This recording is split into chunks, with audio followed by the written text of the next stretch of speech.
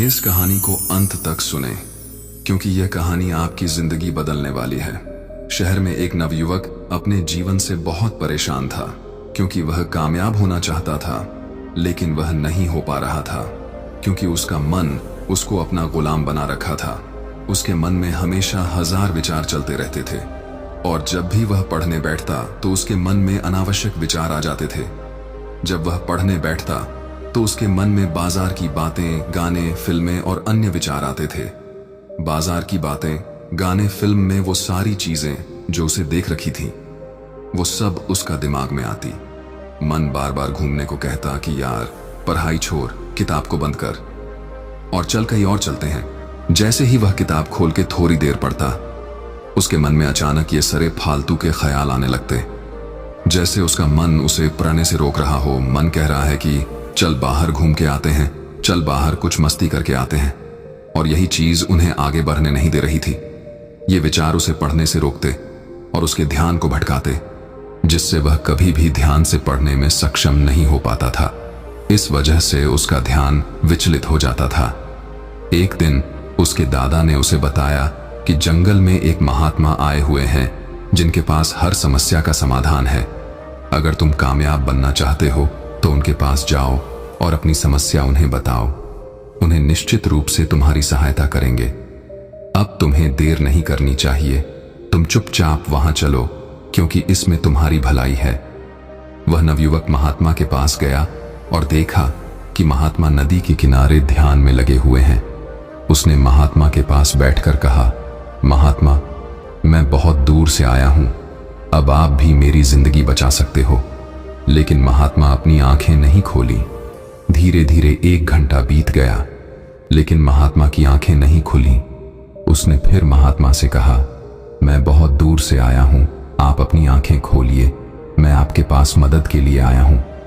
थोड़ी देर बाद महात्मा ने आखिरकार अपनी आंखें खोली और बोले, मुझे उससे क्या लेना देना। उस नवयुवक ने कहा, अजीब बात है, मैं तो आपके पास बहुत दूर से आया हूं और आप कह रहे हैं कि मैं क्या करूं। महात्मा ने कहा, हां, मैं इसमें क्या कर सकता हूं।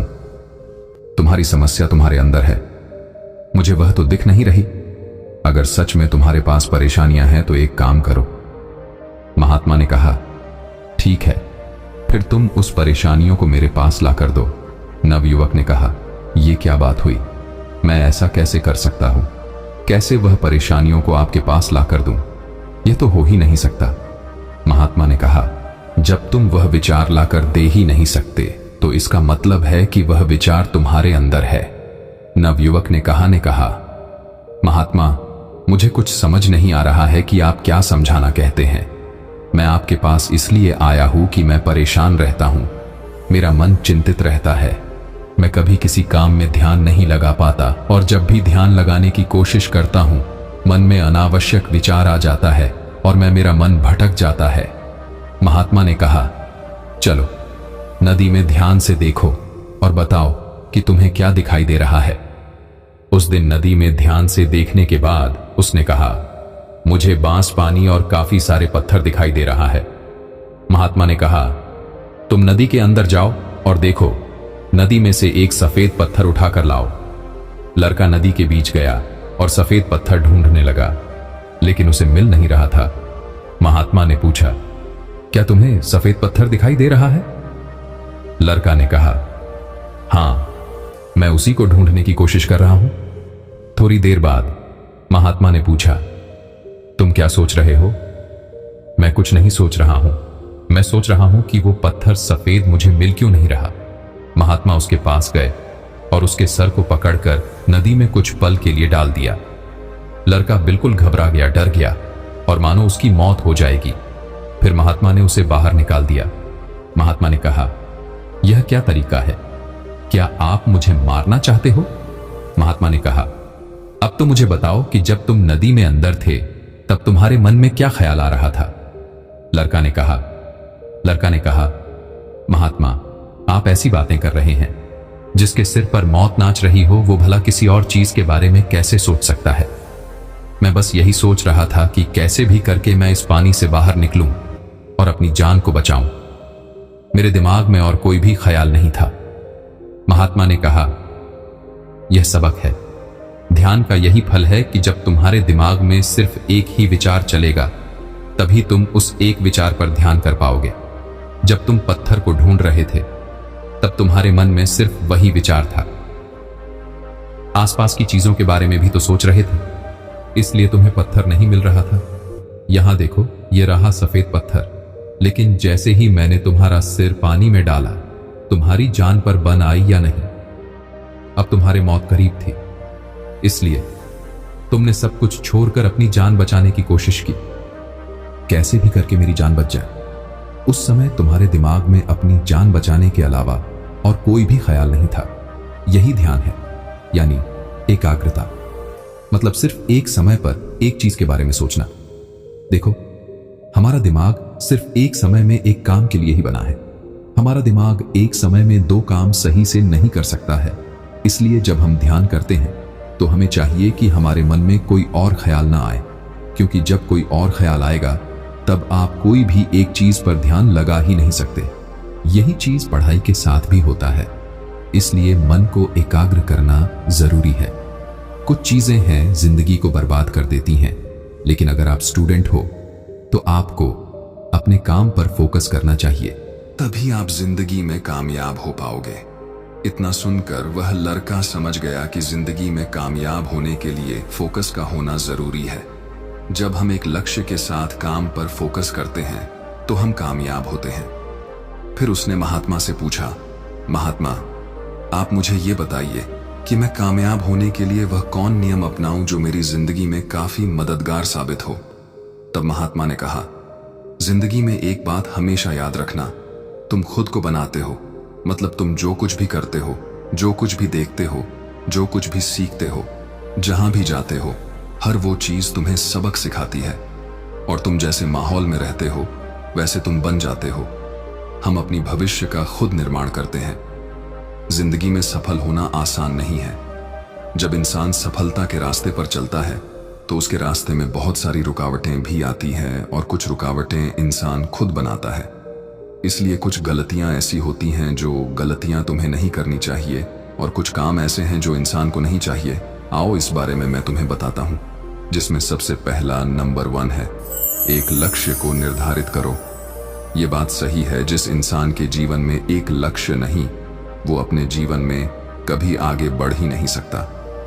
ये ठीक वैसे ही है जैसे मैं तुम्हें कहूं कि तुम मार्ग में आगे चलो, लेकिन तुम्हें यह नहीं बताऊं तुम्हें कहां तो आगे चलना है। तुम खुद ही सोच के देखो, तुम कहां तक आगे चलोगे।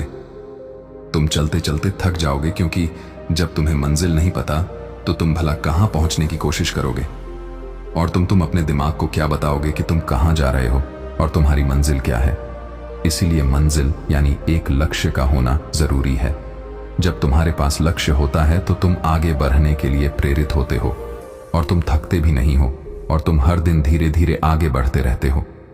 इसीलिए एक लक्ष्य जरूरी है जिसमें तुम दिन रात काम कर सको, वो लक्ष्य जो तुम्हें आगे बढ़ाने के लिए मजबूर कर दें। इसलिए खुद से सवाल करो कि तुम किस लिए पढ़ना चाहते हो, तुम किस लिए आगे बढ़ना चाहते हो, क्योंकि जिंदगी भी यही चीज तुम्हें कामयाब बनाएगी। नंबर 2, समय की अहमियत को समझो। ये बात सही है, जो लोग जीवन में समय की महत्वता को नहीं समझते, समय कभी भी उनके हक को नहीं समझता। इसलिए समय की कद्र करना सीखो। फालतू के कामों में, फालतू की बातों में, फालतू की उन चीजों में समय को कभी बर्बाद मत करो जिनसे तुम्हें कुछ भी हासिल नहीं होगा। अपने लक्ष्य को मेहनत से लगाओ, अपने लक्ष्य को अपने आप को कामयाब बनाने में लगाओ, और अपने लक्ष्य को उन चीजों में लगाओ जो तुम्हें आगे ले जाएं। फालतू की वो लोग जो हमेशा रास्ते के रुकावट बनाते हैं, जो हमें गलत रास्ते पर लेकर जाते हैं, उन लोगों से दूर रहो, तभी तुम्हारी भलाई है। नंबर 3, सवेरे उठने की आदत डालो। रोज सुबह जल्दी उठने का नियम बनाएं। ऐसा इसीलिए क्योंकि सुबह के वातावरण में गजब की ऊर्जा होती है। साथ ही उस समय दिमाग पूरी तरह से फ्रेश होता है, जिस कारण उस समय की गई पढ़ाई हमेशा याद रहती है। इतना ही नहीं, इस समय पढ़ते समय कठिन से कठिन सवालों को भी आसानी से हल किया जा सकता है। सुबह जल्दी उठने के लिए रात को समय पर सोना भी जरूरी है। साथ ही शारीरिक और मानसिक स्वास्थ्य को बनाए रखने के लिए 7-8 घंटे की नींद आवश्यक है। ये सब बात सही है। ब्रह्म मुहूर्त का समय तुम्हारे दिमाग के लिए सबसे अच्छा समय होता है, क्योंकि इस मुहूर्त में माहौल बिल्कुल शांत होता है। तुम सुबह उठकर ध्यान क्रिया करके पढ़ाई कर सकते हो। तुम देखोगे कि तुम जो भी पढ़ोगे वो तुम्हें याद रहेगा और वो जीवन भर तुम उसे कभी नहीं भूलोगे। इसीलिए ब्रह्म मुहूर्त वरदान है। 4. अच्छी सोच रखें और खुद को प्रेरित करें। हमेशा अपनी सोच अच्छी रखें और खुद को आगे बढ़ाने के लिए प्रेरित करते रहें। अच्छी सोच से मन में सकारात्मक ऊर्जा बढ़ती है, जो विद्यार्थी जीवन में बहुत जरूरी है। वहीं दूसरी ओर अगर कोई काम करने में कठिनाई महसूस हो रही है तो ऐसे में बिल्कुल भी निराश नहीं होना चाहिए। ऐसे वक्त में जरूरत होती है खुद को प्रेरित करने की। खुद को प्रेरित करें कि कोई भी काम असंभव नहीं है और उस कार्य को करने का प्रयास करें। चूंकि हर स्थिति में सकारात्मक सोच रखना भी मुमकिन नहीं है, इसलिए ऐसी स्थिति जब दिमाग केंद्रित न हो और मन में नकारात्मक विचार आने लगे तो अपने माता पिता और अभिभावक से सलाह जरूर ले लेनी चाहिए। हमेशा प्रसन्न रहें। विद्यार्थी जीवन में हमेशा खुश रहने का प्रयास करें। खुश रहने से आप न केवल अच्छी तरह से स्टडी कर पाएंगे, बल्कि दूसरों के साथ आपके संबंध भी अच्छे बने रहेंगे। दरअसल जो भी लोग हमेशा मुंह लटकाए रहते हैं, उनसे कोई भी बात नहीं करना चाहता है। वहीं एक मुस्कान के साथ अगर आप दूसरों से मिलते हैं तो उन पर इसका सकारात्मक असर पड़ता है। बाकी कहानी आपको कैसी लगी, आप हमें जरूर बताइए और इसी तरह की वीडियो को देखने के लिए हमारे YouTube चैनल को जरूर करें सब्सक्राइब। अगर आपका किसी भी तरह का सवाल है तो आप वो भी हमसे पूछ सकते हैं। तब तक हम आपसे मिलते हैं ऐसे वीडियो के साथ अगले दिन। धन्यवाद।